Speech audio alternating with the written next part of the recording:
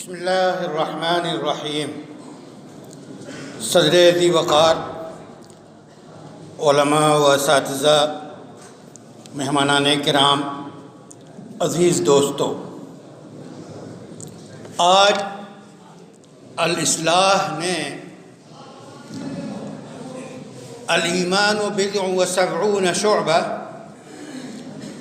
ایمان 70 سے اوپر اس کے شعبے ہیں، ہم اس سے استفادہ کرتے ہوئے کہہ رہے ہیں کہ 70 سے اوپر فضلاء تیار کیے۔ یہ فضلاء کیا ہیں؟ یہ مینار نور ہیں۔ پورے ملک میں نہیں، عالم اسلام کے لیے یہ مینار نور تیار کیے گئے ہیں۔ عالم اسلام کے لیے بھی نہیں، عالم انسانیت کے لیے۔ آپ کے اندر وہ حوصلہ، وہ عزم، وہ خشیت، وہ تقوی، وہ علم راسخ، وہ فہم مکمل موجزن ہونی چاہیے جس کے ذریعے آپ انسانیت کی رہنمائی کر سکیں۔ سورہ یوسف کی کچھ آیات تلاوت کی گئی۔ دم کذب، بناوٹی خون، تصویر اور ادلا دلوہ، ادلائے دل، القاء فی الغی اور البیر، اور اس کے بعد یہ سارے وہ صفات ہیں جو یوسف کے برادران میں اس وقت موجود تھیں، اور یہ صفات اس وقت پورے عالم میں پائی جاتی ہیں۔ حق کو ختم کرنے کے لیے جو کچھ ہو رہا ہے، دم کذب ہو، تصویل ہو، یہ ساری چیزیں پائی جا رہی ہیں۔ ان کا مقابلہ عزم یعقوبی سے کیجئے۔ واللہ المستعان علی ما تصفون۔ پورا عالم کفر جو کچھ کر رہا ہے، آپ ڈٹ جائیے اور اللہ پہ اعتماد کیجئے۔ آپ پوچھتے ہیں کہ ہمارا کام کیا ہوگا؟ قرآن پڑھیے۔ آپ تو قرآن کے لیے جانے پہچانے لوگ ہیں۔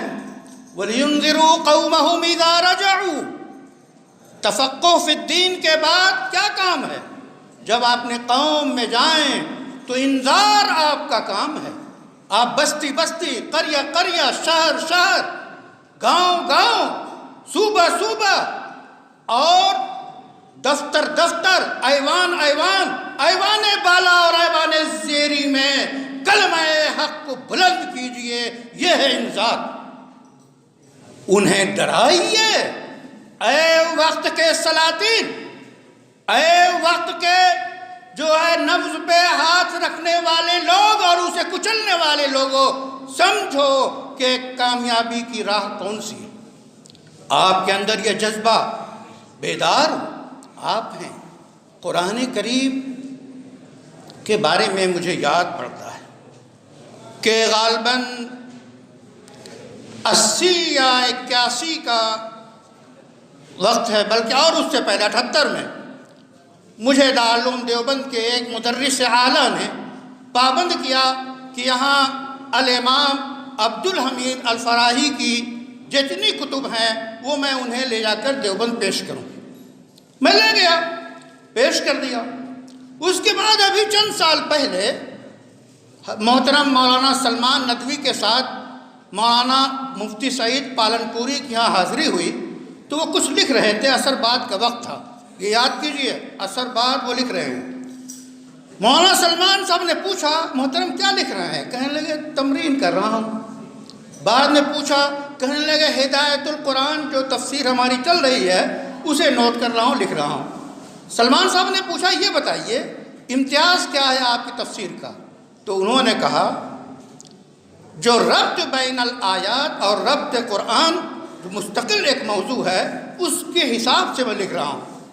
اس پہ اس ناچیز نے عرض کیا، استاد محترم یہ تو اجتہادی چیز ہے۔ فرمایا نہیں، میں نصوص کی روشنی میں لکھ رہا ہوں۔ میں نے عرض کیا، نصوص کی روشنی میں اپنی رائے پیش کرنے کا نام ہی تو آپ سے ہم نے اجتہاد سیکھا ہے۔ بہرحال یہ بات ختم ہو گئی۔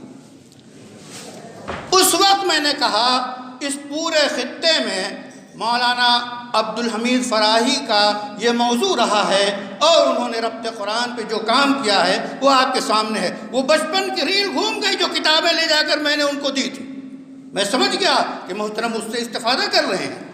تو یہ جو قرآن سے لگاؤ ہے، آپ ذرا یاد کیجئے فراہی صاحب کے اس وقت اور لمحے کو جب آپریشن ہوا چاہتا ہے تو کہتے ہیں جب میں مشغول ہو جاؤں قرآن میں غور کرنے کے لیے تو آپریشن کیا جائے۔ کیا واقعی یہ کیفیت ہے، اور یہ کیفیت ایسی ہے جو متوازن تھی۔ کبھی حال بھی طاری ہوتا ہے، آپ نے بھی دیکھا ایک عزیز برادر پہ حال طاری ہوا، اس کا ازالہ ہو گیا، اس کو علاج کی دنیا میں آپ سب جانتے ہیں کیا کہتے ہیں۔ تو بہرحال یہ جو مدارس ہیں، شیخ الہند علیہ الرحمہ نے ترجمہ کلام پاک تیار کیا اور کیا کہا، ہدایت انسانی کے لیے اور ہندوستانی مسلمانوں کے لیے یہی قرآن علاج ہے۔ اس کے ساتھ ساتھ پھر سارے جو مکاتب فکر ہیں، چاہے دارالعلوم دیوبند ہو، مظاہر علوم ہو، ندوۃ العلماء ہو، الاصلاح ہو، الفلاح ہو، حتیٰ کہ سلفیہ کے مدارس ہوں، بریلوی حضرات کے مدارس ہوں، مزید آگے جعفری مدارس ہوں، سب کے مقصد اور سب کا مرجع و مصدر القرآن۔